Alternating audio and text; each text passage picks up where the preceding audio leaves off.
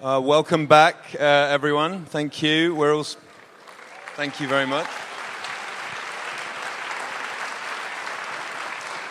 Few seats left. We're also now, we welcome the audience nationwide that are watching a live stream courtesy of Draft House and Vice. Welcome everyone. We're about to start the next part of the evening. Without further ado, please welcome the directors Ian Forsyth and Jane Pollard.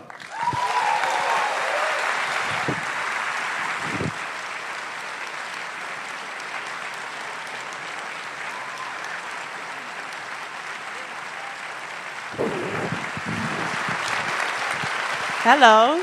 Hi. Hello. I've got some notes because, frankly, we've no idea what we're doing. But we made a film without having any idea what we were doing either. So hopefully it'll be okay. Just bear with us. So, opening weekend, and we're in New York.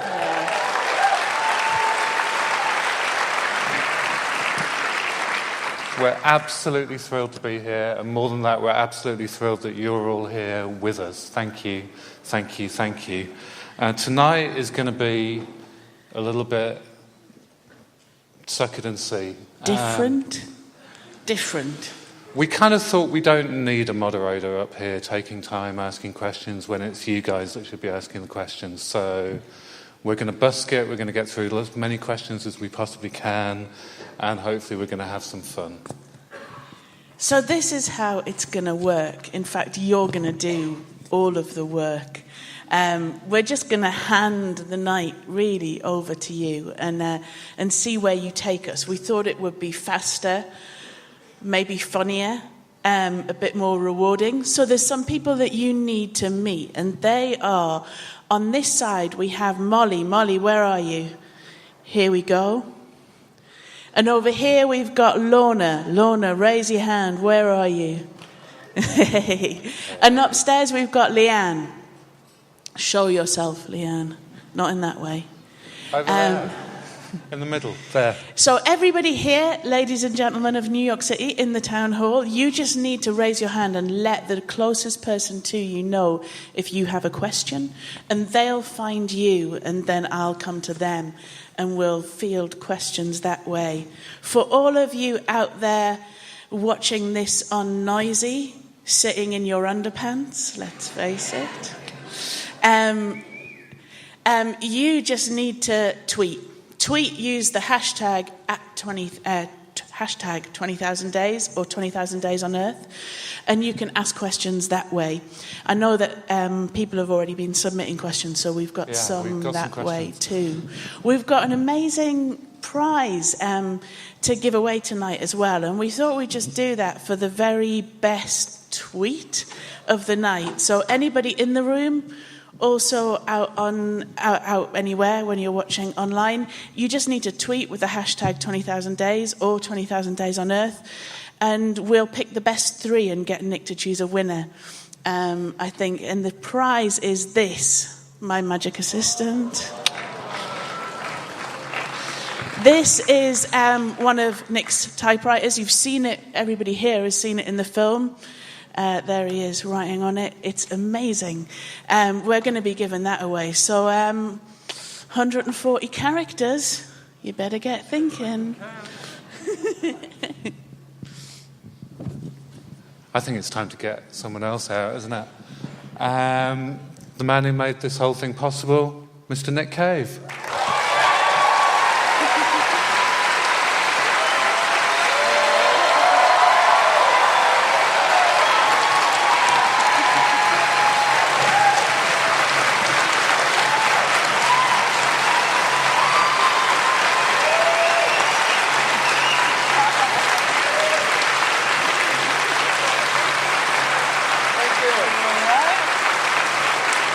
All right.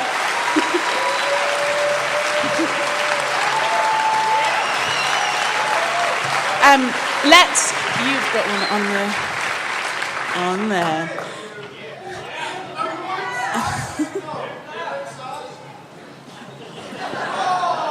Wait a minute. Let's start with some questions. If you have a question, get your hand up now. Molly, find us a first question, please. Hello? Hello? Hi. All right, my name's Kyle. Nick, Henry Rollins is a man who's very proud to call you friend. I've heard him tell several stories about you. What was it like building a friendship with him? Did one of you seek the other out? Were you both mutual fans, or did you just happen to meet in a room? And do you have any stories of Henry that you care to share? All I know is that, we grew into be very good friends, but when I initially met him, he used to come around to my flat where I was living in LA. While I was injecting myself with drugs, he would get down on the ground and do push-ups to show me an alternate lifestyle. Which didn't really work, but we became very good friends. So. Lorna, have you found us a question? Hi, that was utterly inspiring, and I'm going to ask kind of a nerdy question. How in the world did you capture that intimacy of making music? How many cameras?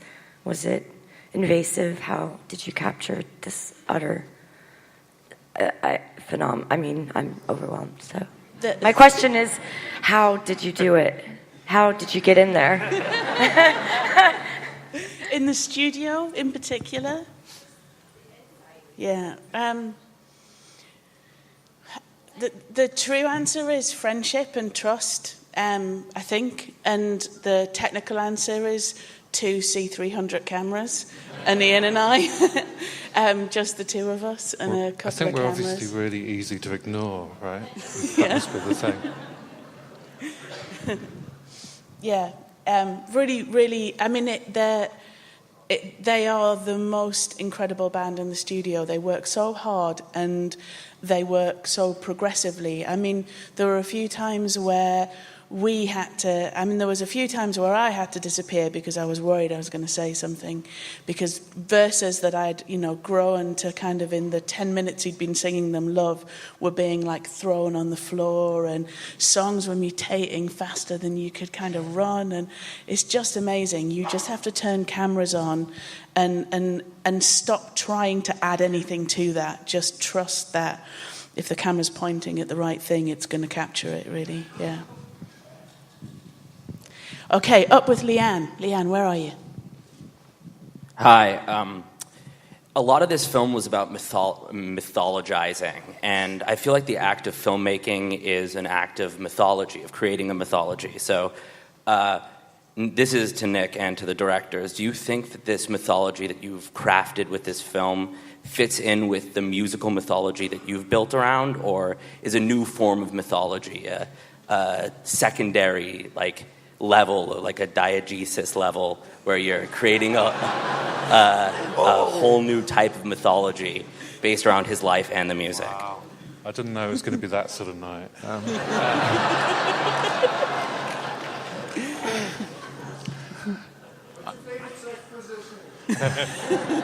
Now we're talking. I think that deserves an answer. Of course. Yeah. I don't want to be the one that gives it. I think, to answer the question, I think we went into making this film with a really simple hypothesis, and it was really that the mythology is as much a part of the story as anything else. In fact, it is the story. And one thing that we really, really hated seeing in a lot of music films, a lot of music documentaries, is this kind of obsession with trying to strip away the masks, this obsession with trying to reveal the real character, the real man behind the rock star. And, I think good performers can turn something on when they go on stage and they become something extraordinary, and they come off and they turn it off and they go home and do what they do. I think the really great performers become the thing that they've created. There isn't a mask, there isn't a mythology, there isn't a mask to strip away. The mythology is all part of the thing that's been created. And we wanted to acknowledge that and completely revel in that and tell that story, not try and normalize. I like the answer about it being a whole new other parallel world up there somewhere. I'm going. Go with that. Nick, would you play us a song? That was beautifully put. Thank you. Go on, play us a song. All right.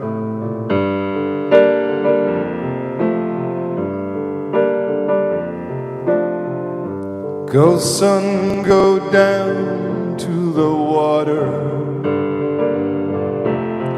and see the women a-weeping there. Then go up into the mountain. The men, they are all weeping too. Oh, Father, why are all the women weeping? Well, they are weeping for their men. Then why are all the men there weeping? Well, they are weeping back at them. This is a weeping song, a song in which to weep, while all the men and the women sleep. This is a weeping song, and I won't be weeping long.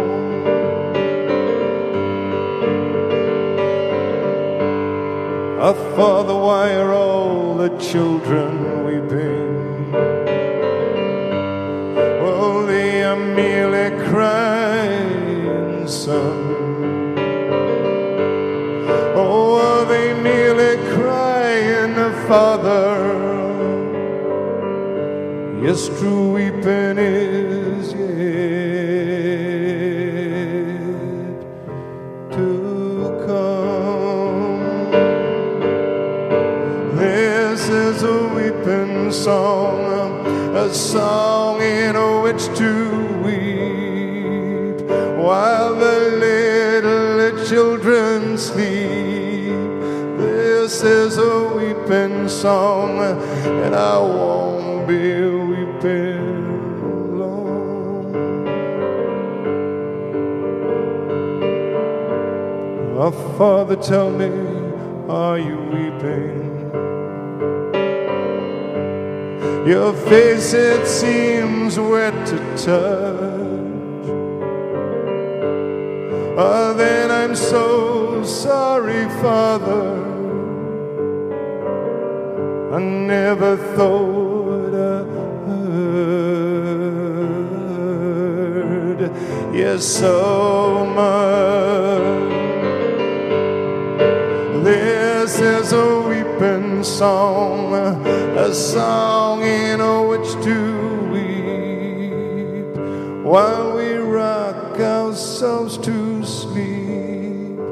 This is a weeping song, and I won't be weeping long. Thank you.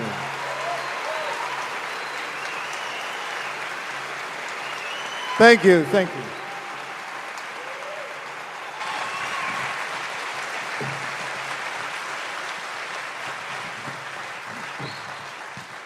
Thank you. For the last couple of weeks, people have been sending questions on Twitter and so in a very modern way, I've got them written on pieces of paper.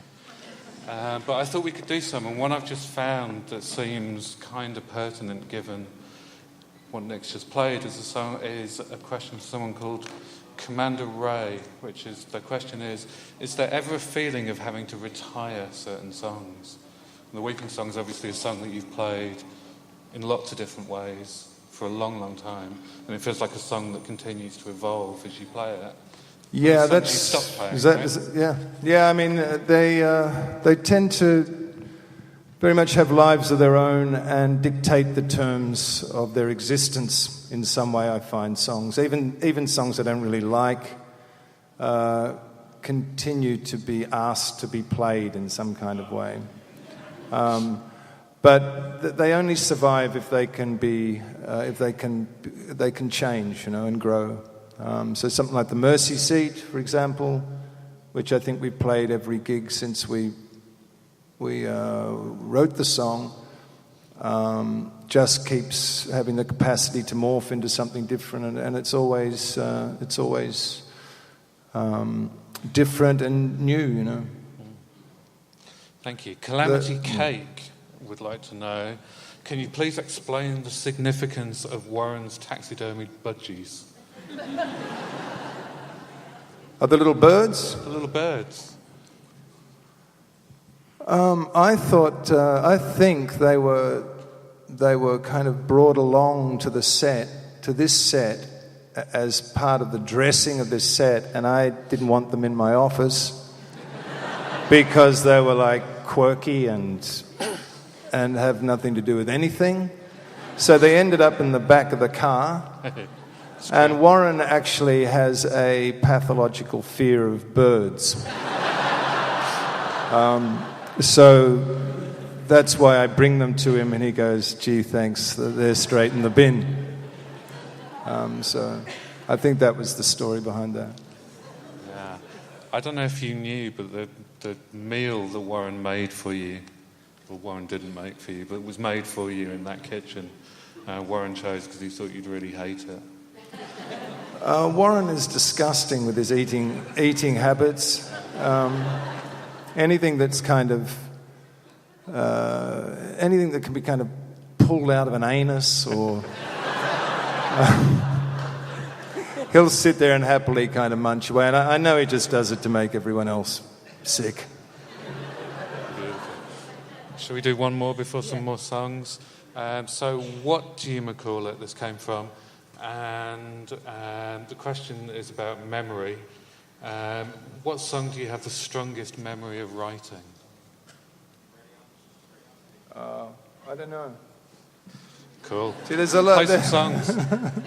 There's a lot of songs, I'll play the Mercy Seat, but the way I've been talking about it, but the way that was written was I was writing my novel, that I wrote this first novel, And the Ass Saw the Angel, and I was very much deep in that novel for a couple of years, and I didn't write any songs, but except for the Mercy Seat, which sort of sat beside me, this song that I just kept adding little bits to, verse here, a verse there, and never really kind of paid it much attention, really, in the writing process. And it just seemed to develop on its own, really. So most of the songs are a lot goes into them, a lot of sort of hard labor, I guess, but the Mercy Seat just felt kind of given to me in some kind of way. So there you go. So, having said that, I don't think I brought the lyrics along. Oh, they're there. Speaking of memory.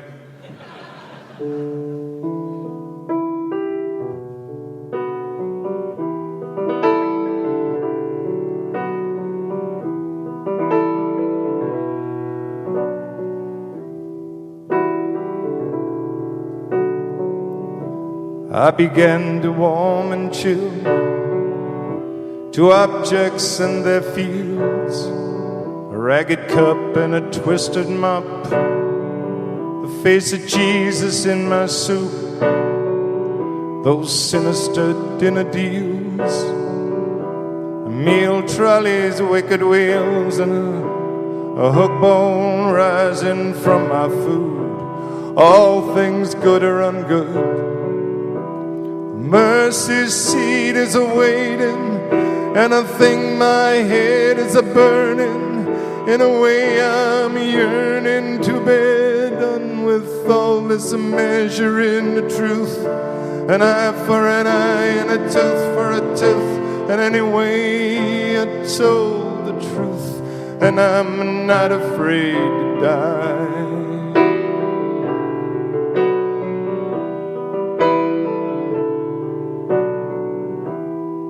Interpret, sign, and catalog the blackened tooth, a scarlet fog. Walls are bad, black bottom kind. They are the sick breath at my heart. I hear stories from the chamber, how Christ was born into a manger, and like some ragged stranger died upon the cross. And might I say, it seems so fitting in his way. He was a carpenter by trade, or at least that's what I'm told.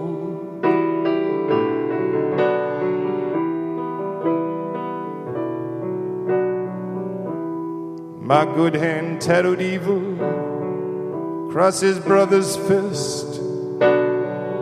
That filthy five did nothing to challenge or resist.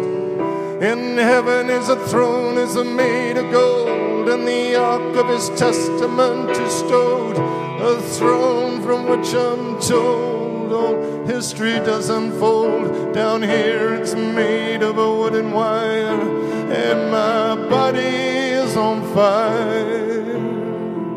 And God is never far away.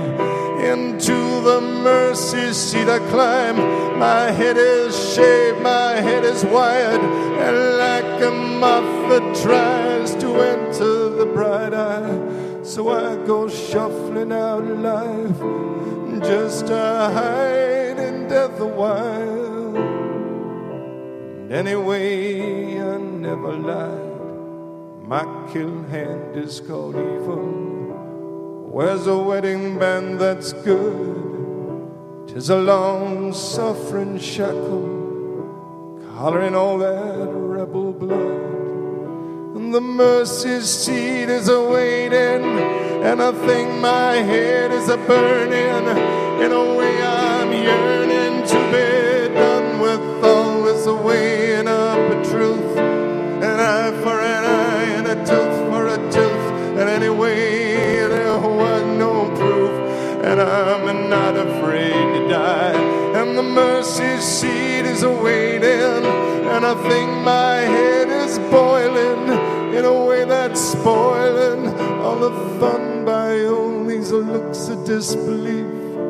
A lie for a lie and a truth for a truth. And anyway, they had no proof, and I'm afraid I told a lie.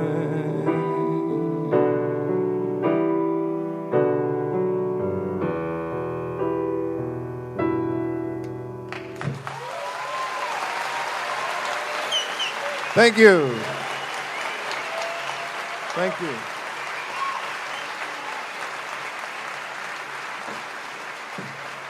Thank you.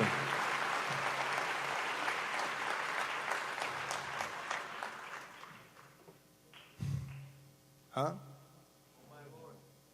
Can't do that. Can't do that. I can do that.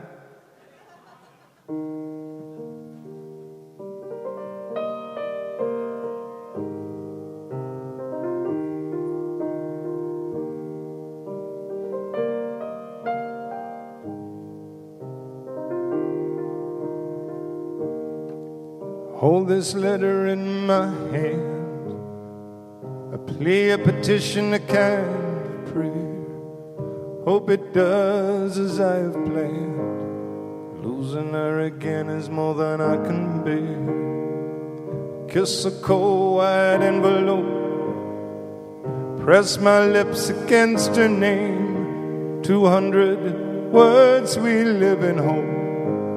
The sky's heavy with the rain.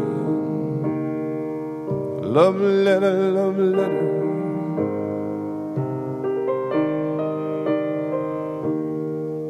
Go get her, go get her.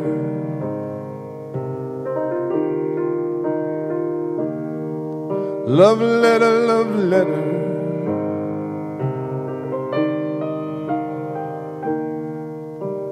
tell her, go and tell her.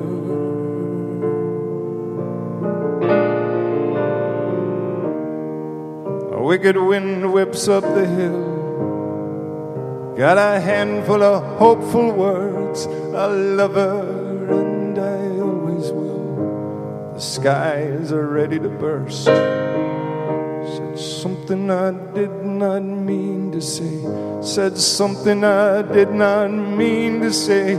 Said something I did not mean to say. It all come out the wrong way. Love letter, love letter.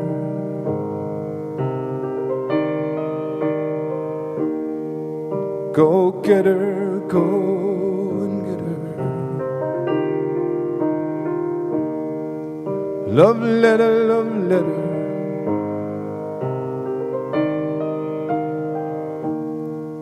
Go tell her, go and tell her.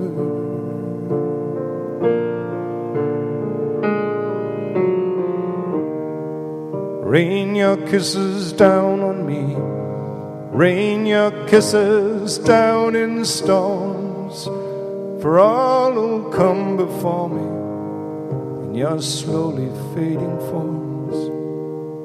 Going out of my mind will leave me standing in the rain with a letter and a prayer whispered on the wind. Come back to me. Come back to me. Oh, baby, please come back to me.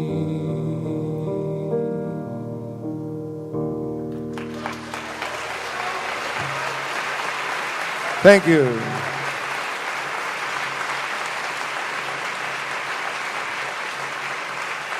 Thank you. All right. Are you ready? Let's take some more questions. Molly, who have you found?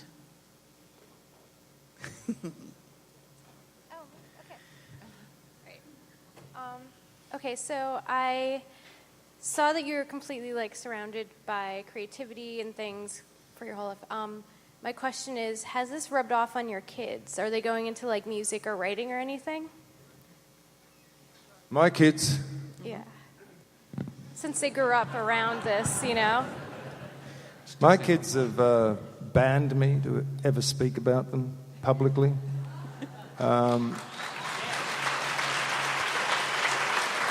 So they especially asked me not to try and describe what sort of music they listen to. So I'll pass on that question, really. And we don't have kids, we've just got cats. Lorna, we're coming over to you. Have you found us someone? Here we go. Hi, Nick. From someone who grew up in Wangaratta, I'm intrigued to know if you... You're from Wangaratta? Yeah. Come on, stand up then. Let's see you. My commiserations. Yeah, straight back at you.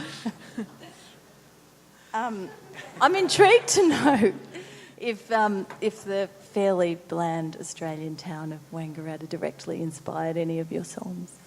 It actually totally inspired pretty much everything, really. It definitely had a huge impact on the kind of environments of my songs. My life, I think I speak about it in the film, but the idea of a river and open space and small towns and this sort of thing directly comes from living in that horrible town. Yeah. You'll notice we didn't take a pilgrimage there in the film or anything. It's Liam? not. Look, I'll take that back a little bit. Okay. It was a difficult place to grow up there because it had a very robust police force, And they kind of made everyone's life a fucking misery.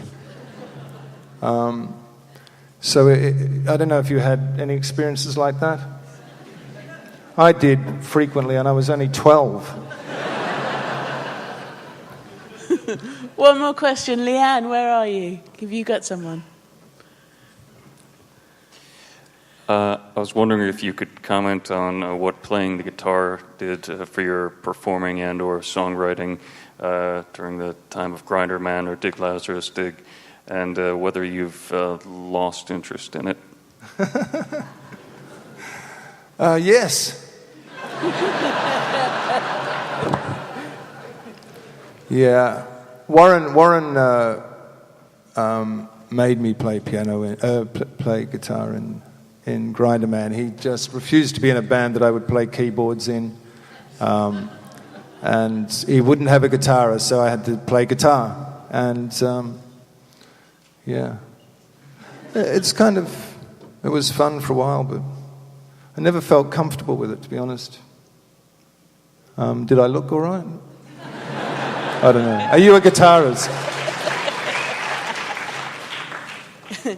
I don't want to put you on the spot, but when Ian and I came to film in New York a few years ago when we were making the Do You Love Me Like I Love You short films about Nick, one of the songs that lots of people here talked about being totally moved by was Babe You Turn Me On.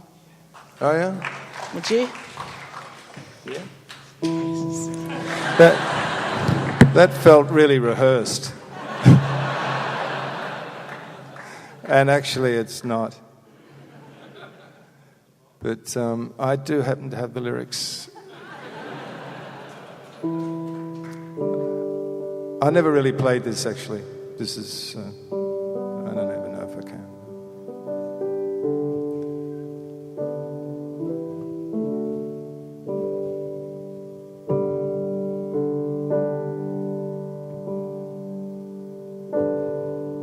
Oh, fuck, I've forgotten how it goes. Everything is falling in. Okay. The butcher bird, it makes its noise. And it asks you to agree with its brutal nesting habits and its pointless savagery. Now the nightingale sings to you, and it raises up the ante. I put one hand on your round, ripe heart, and the other down your panties, 'cause everything is fallen, dear. Everything is wrong. It's just history repeating itself. And babe, you turn me on like a light bulb, babe, like a song.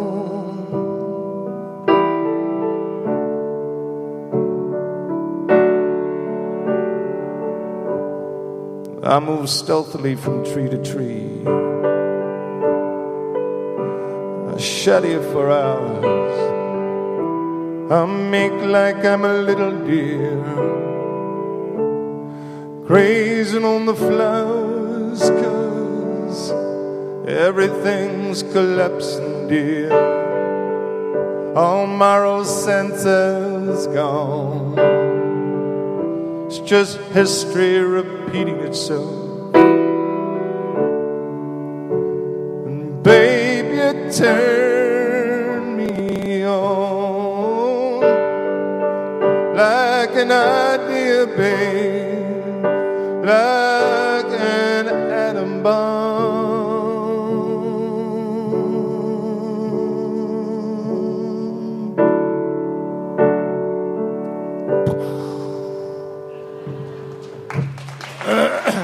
Thank you, thank you.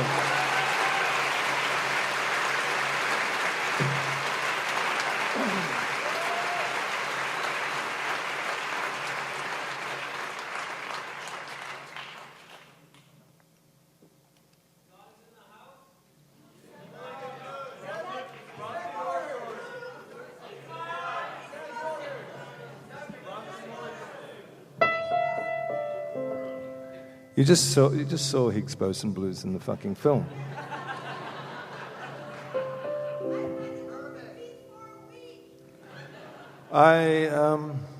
It's good. I'm particularly proud of that song. But it's actually that bit of footage in the film of us performing that, which is why I kind of got involved in the film as something other than just a kind of something that goes up on YouTube or something like that. Because I hadn't really seen that before. I certainly hadn't seen it within my own group. I've been involved in it, but that moment that I talk about in the film, about that special moment with a song that you get for a few seconds or a few minutes, and then disappears once you kind of understand the song or learn the song. And that was really, I find that really very moving because of the members in my band and what they're doing with that. It's I just think it's pretty great. Anyway.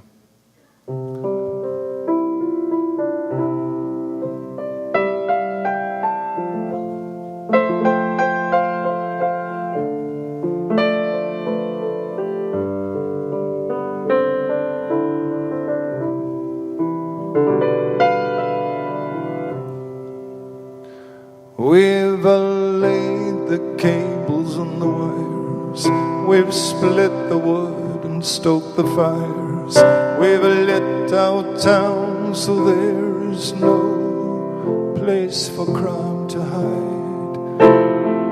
Our little church is painted white, and in the safety of the night we all go quiet as a mouse, for the word is out, God is in the house.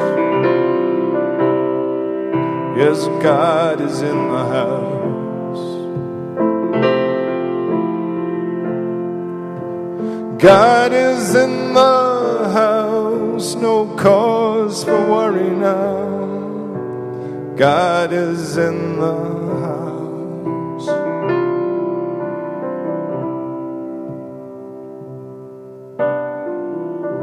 Homos roaming the streets in packs, queer bashers with tire jacks, lesbian counterattacks, that stuff is for the big cities. Our town is very pretty, we have a pretty little square, we have a woman for a mayor, our policy is firm but fair now that God is in the house. Yes, God is in the house. God is in the house. Any day now he'll come out. God is in the house.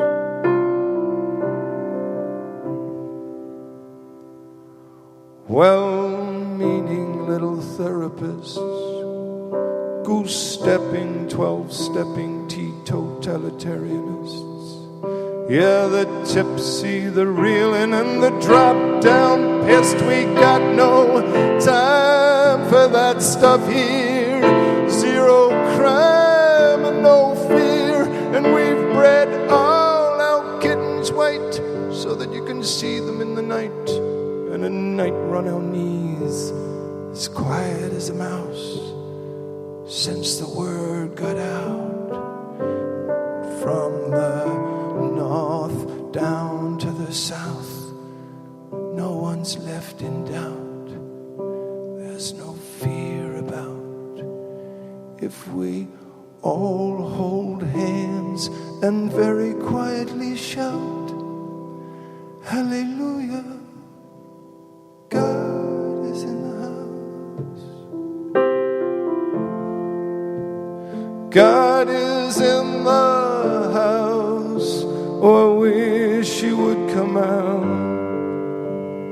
God is in the house.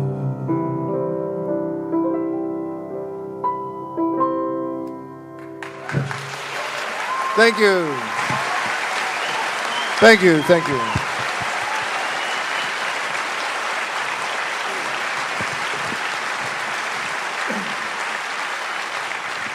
Thank you. Right, I'm going to try some more Twitter questions. They're going to be quick. We're going to do them quick. Nick, do you ever get distracted from writing? And if so, how do you turn it back around? Next, right? Well, there's a million things to distract you from writing. There's always something, the weather, lack of materials, internet not working, internet working, pornography, lack of pornography, chaos, madness, suicide, a million different things. And there's always some excuse not to write, really. But I don't know, you've got to, if you're going to do it, you've got to do it. And what song do you wish you wrote? What, of other people's songs? Yeah, in the last 10 years. What song do you wish you would? In the last 10 years?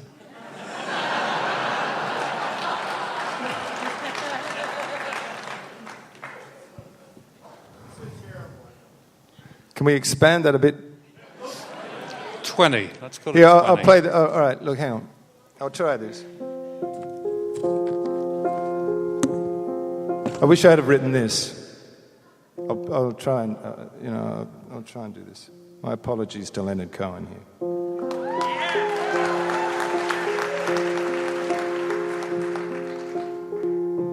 I stepped into an avalanche.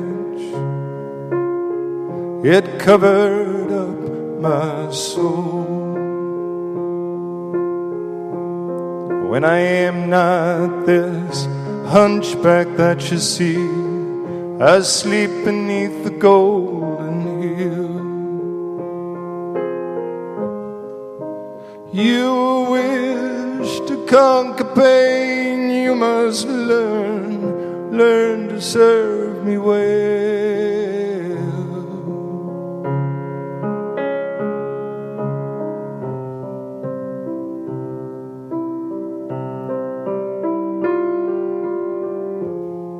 You strike my side by accident as you go down for your gold. This cripple here that you clothe and feed is neither starved or cold. He does not ask for your company, not at the center of the world.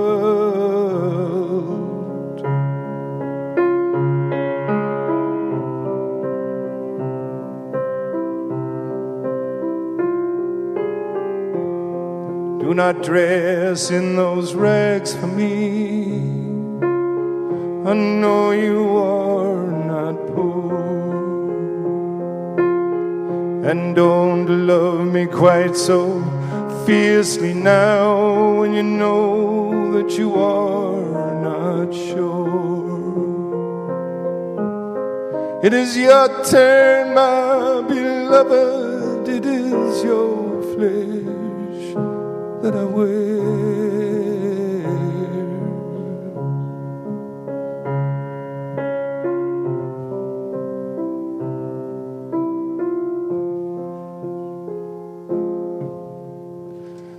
Thank you.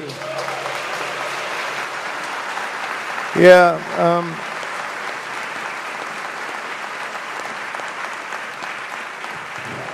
I heard that song in Wangaratta, actually, which is a very conservative town, and my friend's sister had this Songs of Love and Hate record, and I was about 13 or 14 or something like that.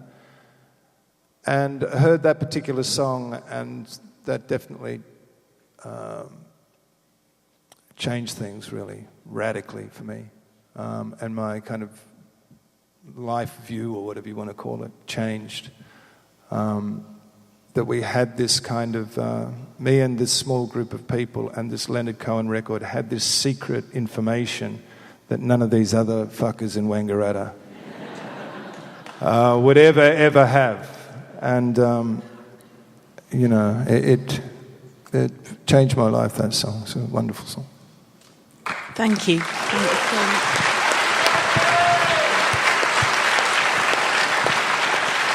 Let's come back into the room. Get your hands up. Molly, who have you got for us? Brilliant. Wonderful. I don't think it's worked. Oh, there you go. Nick, can you talk a little bit about your early days in the birthday party when you first got to London and joined 4AD? Wow. And one request. Could you crystallize the question a little bit more? Well, I just finished reading the book on 4AD, and it speaks about the birthday party's time in London. And I guess really? your distaste. Oh, yes. And favorably? How could they not? Well, yeah, all things considered. I don't know what to say about it. Really, it was, I don't know. I don't know what you... Yeah, it was cool.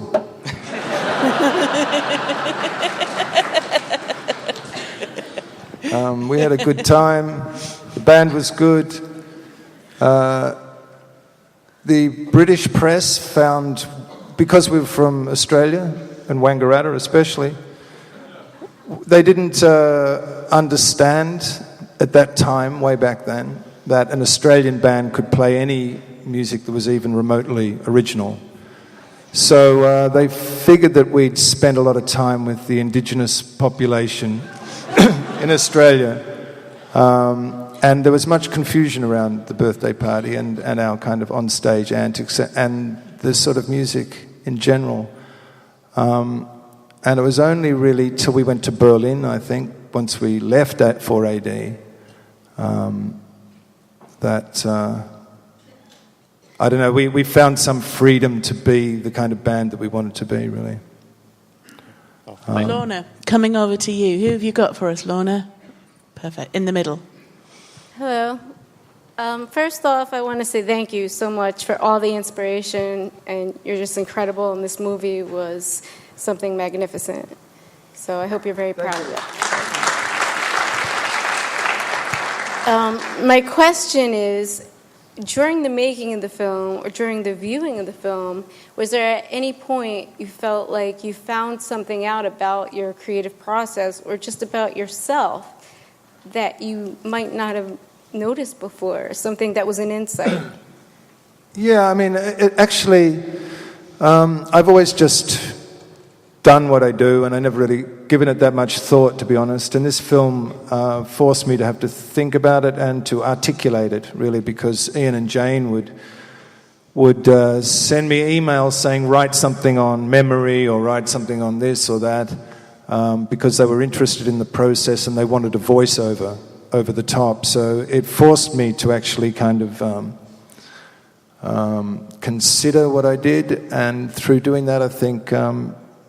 be a little more effective with it as well. So, you know, it was good in that way.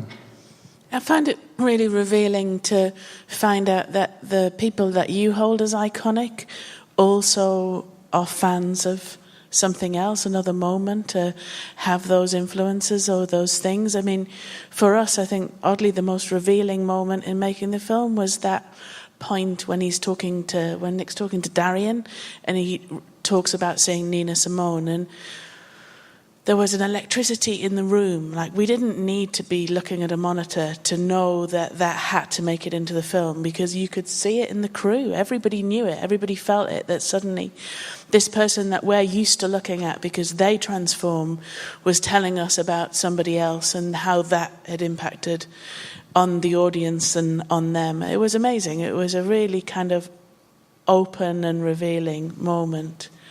Leanne, we're coming up to you. Where are you, and have you got up here? Hi there, Jane Ormrod and the Great Weather for Media Gang. This is a question for Jane and Ian rather than the skinny guy at the piano.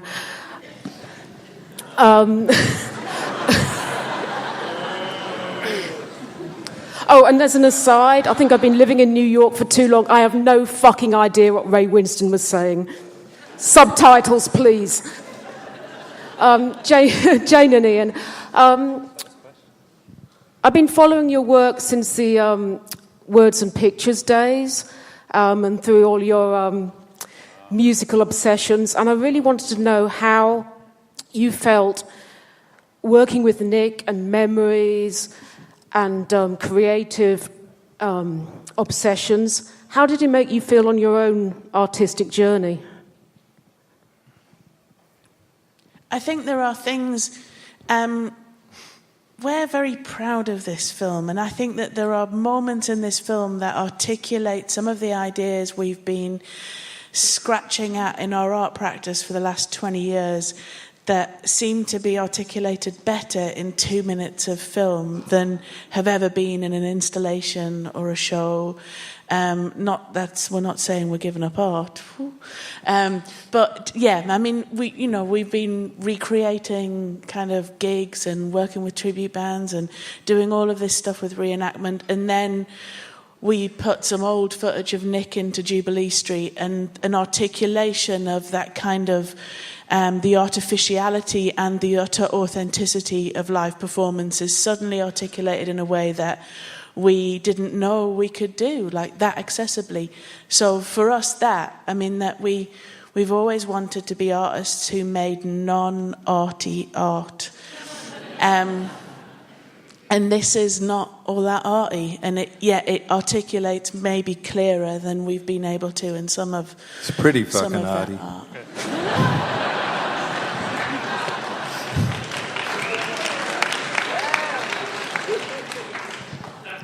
Play another song.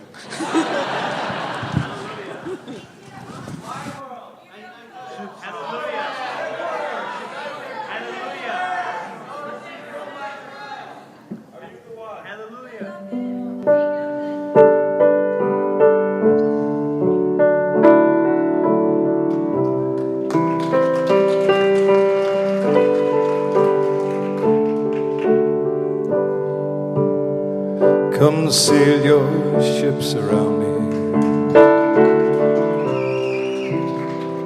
and burn your bridges down. We make a little history, baby, every time you call around. Come loose your dogs upon me and let your hair hang down. You are a little mystery to me every time you come around here. Talk about it all night long. We define our moral ground. But when I fall into your arms, well, everything, it comes tumbling down. Come sail your ships around me and burn your bridges down. We make a little history, baby, every time you come around. Your faces grow sad now, for you know that the time is nigh. Yeah, when I must remove your wings, and you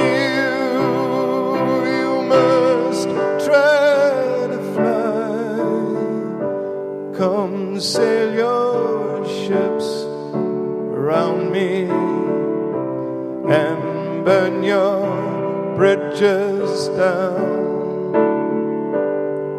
we make a little history, baby, every time you come around.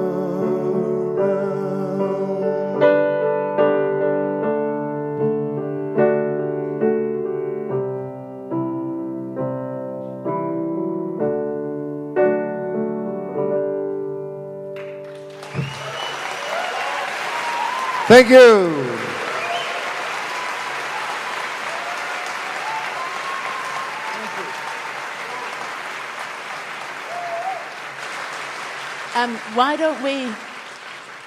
Why don't you play another song whilst we sort out the winning tweets for the typewriter? Is this the last one? Maybe one more after?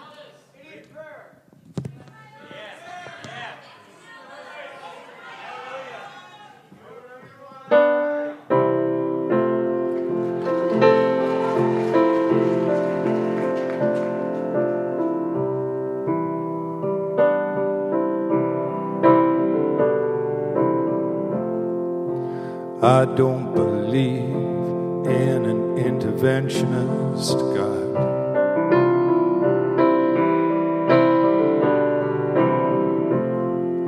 But I know, darling, will let you do.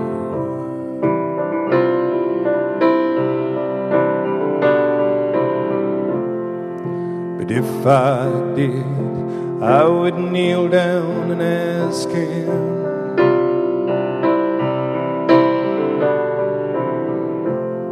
not to intervene when it came to you. Well, not to touch your hair on your head, leave you as you are. If he felt he had to direct you, then direct you into my arms,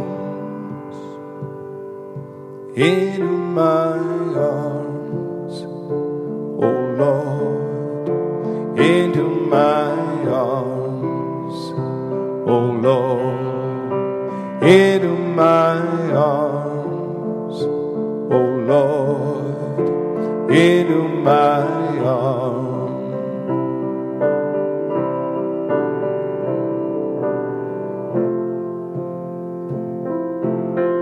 But I believe in love.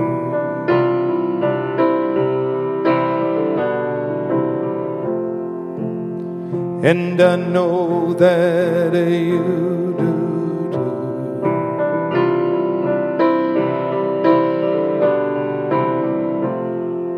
And I believe we can choose our path.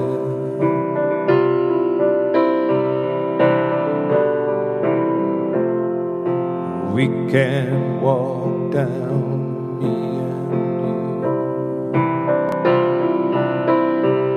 you. So keep those candles burning, make a journey bright and pure, that you'll keep returning always and evermore.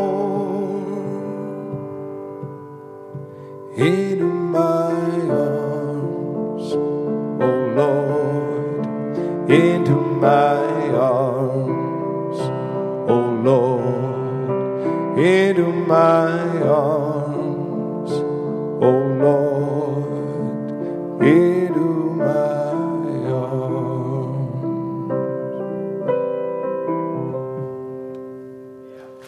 Thank you. Thank you very much. Thank you, thank you. Thank you. Quick round of questions. All right, let's sneak in one last quick round of questions. Then we'll pick a winning tweet, and then we'll see if we can persuade the lanky guy at the piano to play what. Skinny guy, you said skinny, didn't you? One more. Can we, Molly, do you have a question over here? Anybody on Molly's side? Question over here? I've lost Molly. Yeah? We can't hear you. I can't get to you. Okay, tell me your question. I was curious if it's possible that we might one day have an Ask All the Angels and The Ass Saw the Angel as an audiobook. Any chance? Not if I'm going to have to read it. The Death of Bunny Monroe audiobook. When we took that on, right, nobody mentioned it was going to be bloody 9 hours long. It took forever to do. Lorna, have you got anybody over here? Lorna. Get Ray Winston to do it. Not only is the language completely impossible to understand, his accent as well. I want to say... Sorry, I interrupted you, Nick. Sorry. That's all right, man. Forgive me. I wanted to say thanks for the film. It's lovely and lyrical, and it's beautiful, so thank you very much for that. And speaking of birthday party, Monday is your birthday, Nick, and I wanted to see if I can get a jaded New York City audience to say happy birthday to you. Happy birthday to you. Happy birthday to you. Happy birthday, dear Nick. Happy birthday to you. Thank you. Thank you very much. Thank you.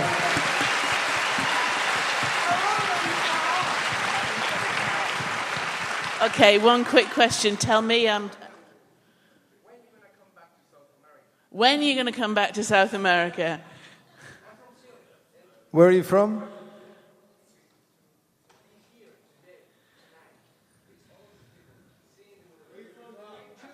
Oh, you're from Chile? Chile. We feel sorry about that because I remember '96. I was there. What happened? You were sorry about what?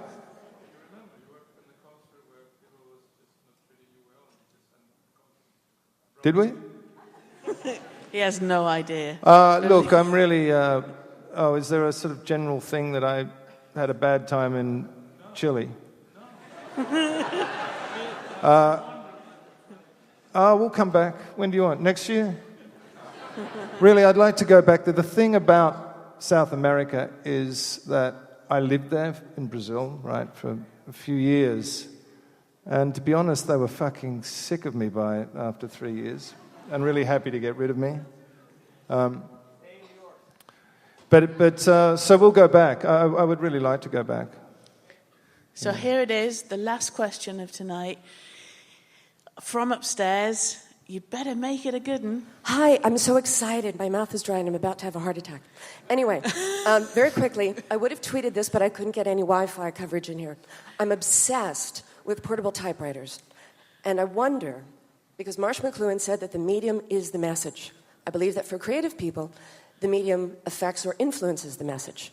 Just as writing a song on a typewriter or a computer or pencil or crayon affects the way it comes out.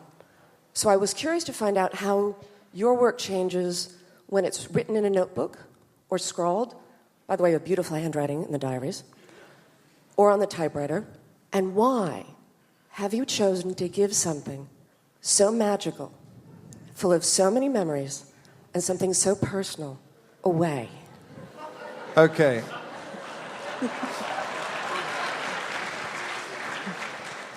First of all, the typewriter is hugely important to me because of writing the finished song. Once I've written by hand and once I've used the computer with the song and edited and stuff like that, once it reaches a particular point where I think it's okay, I type it on that typewriter. And it's so difficult to do. And you know, it's become so difficult to actually type something out. It has to be pretty good by the time it gets to the typewriter. The other part of your question is, it was only until I was sitting watching the introduction on the monitors that I realized they were giving the fucking thing away. So it's very difficult to sit here and go, actually, you can't have it. It is a precious object. So let's give it away, right? Can I? How? How did you? How did I? It was easy. I didn't.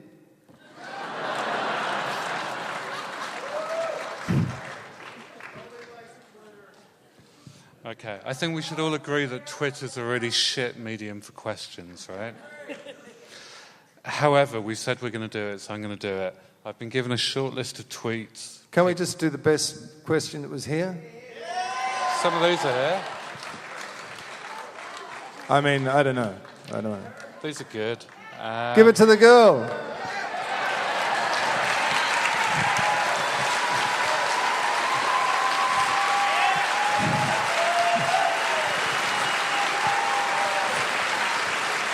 Come get your typewriter.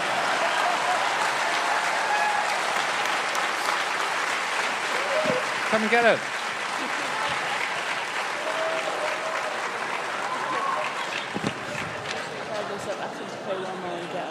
What? Wow. I like your style. Everybody, listen, this has been absolutely amazing. Thank you for bearing with us. We have no idea what we've been doing. Yeah, thanks a lot. Really incredible. Thank you.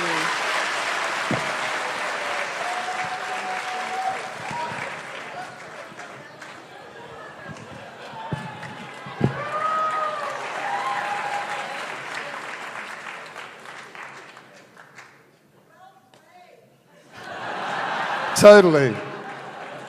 Oh my, they've given it to me. You're welcome. All right, before we I've got leave, like 500 of them. One more song? One more song?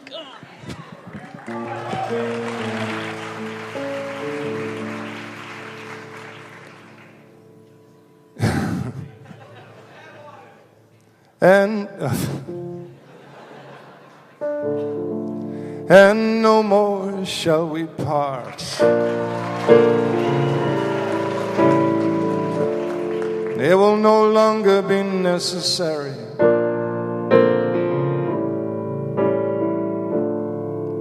And no more will I say, dear heart, I am alone, and she has left me, and no more shall we part. The contracts are drawn up, the ring is locked upon the finger, and never again will my letters start sadly or in the depths of winter, and no more shall we part. All the hatchets have been buried now, and all of the birds will sing to your beautiful heart upon the bough,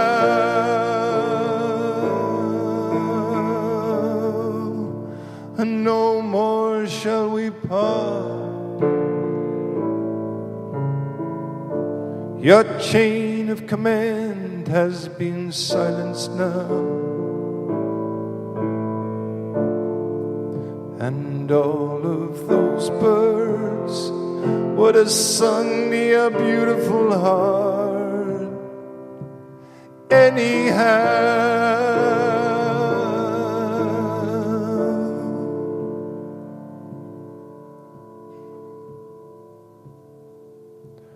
Lord, stay by me, and don't go down.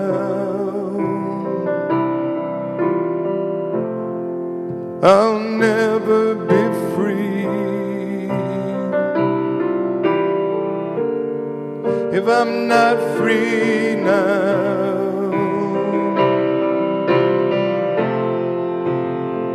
Lord, stay by me,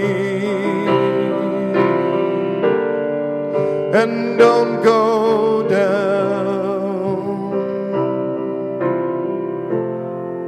I never would.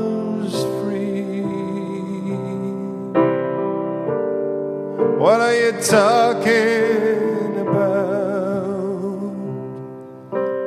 No more shall we part, and no more shall we part. Thanks a lot, everyone. Thank you very much. You've been wonderful. Thank you.